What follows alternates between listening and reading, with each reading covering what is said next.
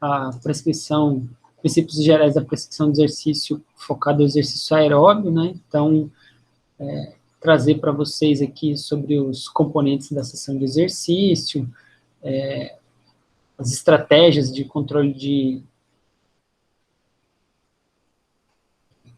as estratégias de controle de intensidade, né, e falar, né, desde os aspectos relacionados à frequência, volume, intensidade, duração, os componentes da sessão, até como vocês usarem isso na prática para a prescrição, tá?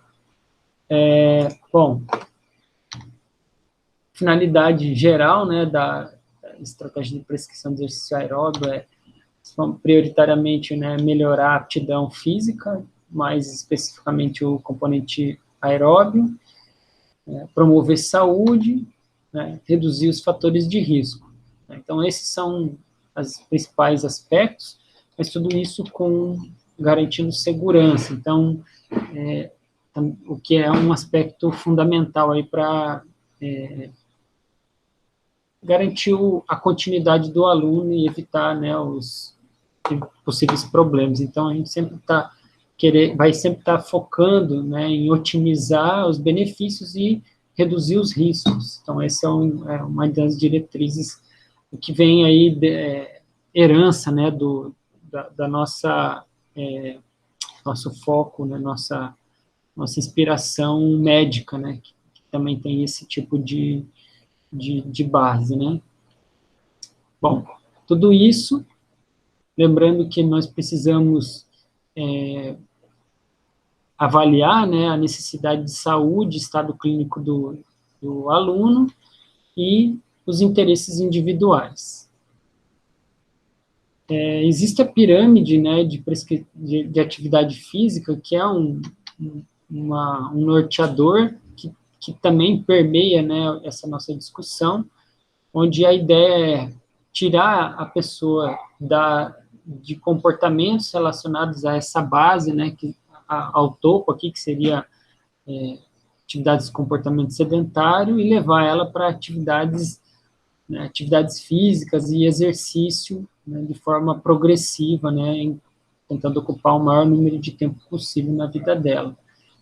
Eu trago essa pirâmide porque, apesar do que eu vou falar aqui, né, das diretrizes, das recomendações de prescrição de exercício, serem extremamente importantes, é importante levar em conta que tudo isso é um processo comportamental e que, se você levar à risca o que está proposto ali, sem contextualizar, né, cada pequeno detalhe dos componentes que são direcionados, isso pode gerar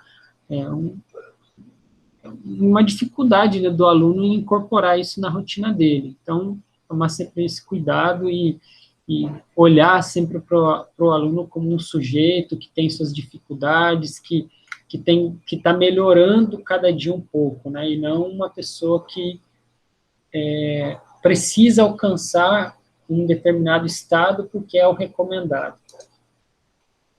Obviamente, existe um processo de dose e resposta, que vocês já devem ter visto, né, em outras disciplinas, que é para pessoas que são mais sedentárias, né, que é o caso do A, elas têm uma maior gama de possibilidade de obtenção de benefícios. E aí o indivíduo, por exemplo, o B, que é o moderadamente ativo, a gama de benefícios que ele pode obter com a participação em programas de exercício físico diminui até os indivíduos ativos, né, e atletas, né, isso vai cada vez reduzindo mais.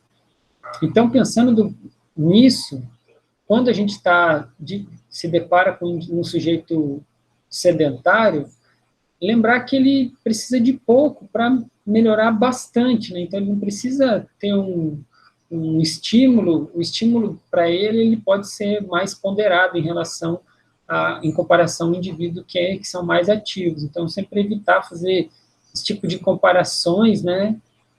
E focar que nesse sujeito aqui a gente tem uma grande possibilidade de obtenção de benefícios com estímulos menores, né? Então, isso é sempre importante lembrar. A própria recomendação traz esse tipo de, essas orientações que eu passei aqui para vocês até agora, né? É importante que vocês leiam, porque mais do que as informações que eu trago aqui, eles trazem complementos que podem ajudar vocês mesmos a fazer a sua interpretação do conteúdo que eu vou mostrar para vocês, tá? Bom, aqui é um recorte do livro, né, de prescrição de exercício, que também foi adaptado, né, do artigo do Garber, também, né, está descrito lá, que é a última recomendação, mostrei para vocês ali. Basicamente, inclui, né, a sessão de treinamento, ela deve inserir, compor de uma fase de aquecimento, a fase de condicionamento, a volta calma e flexibilidade. Tá? Então, essa estrutura, ela é elementar e precisa estar contida sempre nas sessões de exercício, não necessariamente todas elas, mas é desejável que ela contenha pelo menos aquecimento, condicionamento e volta calma, seja com ou sem flexibilidade.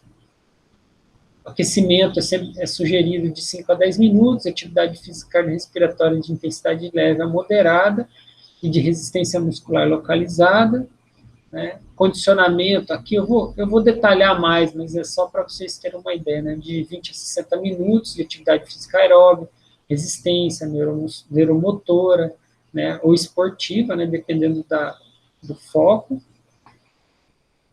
Volta calma de 5 a 10 minutos de atividade física cardiorrespiratória de intensidade leve a moderada e de resistência muscular localizada. E a flexibilidade, né, de pelo menos 10 minutos de exercício de flexionamento realizados após a fase de aquecimento ou antes da volta calma. Então, aqui uma recomendação geral e que eu vou detalhar mais agora para vocês. Então, pensando, né, na sessão de exercício, né, como foi mencionado ali, né, 5 a 10 minutos, de 20 a 60 minutos, e de 5 a 10 minutos a volta calma. Então, por que o aquecimento é importante, né? Qual que é a relevância dele? Bom, primeiramente, que ele facilita a transição. Então, quando o seu aluno chega, ele está parado, né? Então, em algumas situações, ele pode até vir, né, em movimento, mas dependendo da atividade que vai ser prescrita, então, às vezes, exige uma transição um pouco mais estruturada, né, para conseguir levar ele até o ponto onde vai ser trabalhado. Então, se o aluno saiu de um repouso, né, está muito tempo sentado, vai fazer o exercício, ele precisa, então, desse processo de facilitação. Ele também proporciona um aumento do fluxo sanguíneo, eleva a temperatura corporal gradualmente, né, melhora a captação de O2 pelos tecidos.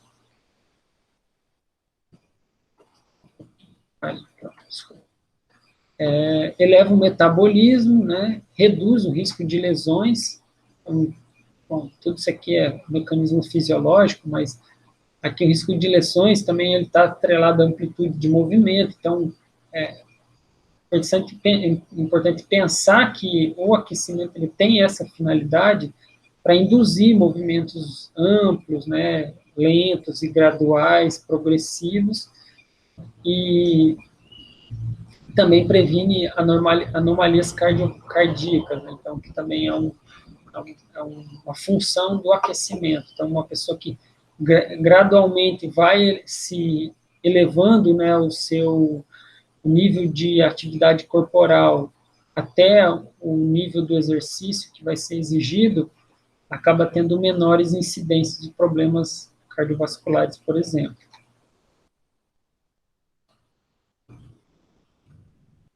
Bom, e qual que é a intensidade recomendada? Já falei, né? Ela deve ser baixa ou leve, né, no caso,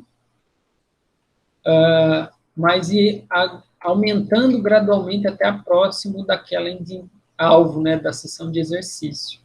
Ou se você vai fazer exercício de intensidade moderada, é importante que o aquecimento ele vá progredindo até chegar muito perto da intensidade moderada. Quais grupamentos musculares? Também é de preferência que sejam inclusos os grandes grupamentos musculares, né, de preferência, e o exercício similar à atividade, mais alongamento, né, amplitude do movimento, como eu já falei para vocês, tá? E exemplo, né, se você tem como alvo fazer uma corrida na sessão de exercício, então, começar com caminhadas que vão progredindo até um trotezinho, né, e aí facilitando o aluno chegar ao nível de caminhada durante a sessão de exercício.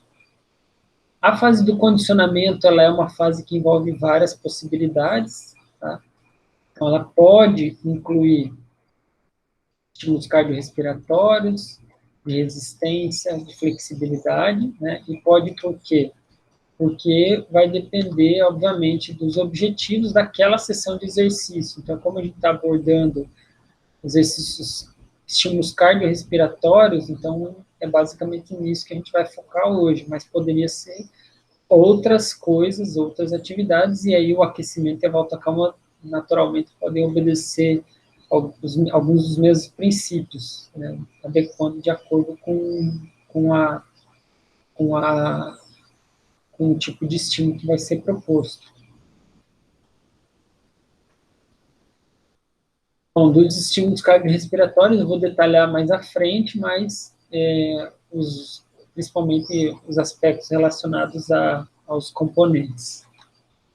E a volta calma, ela também tem um papel muito importante, que é, né, a recuperação.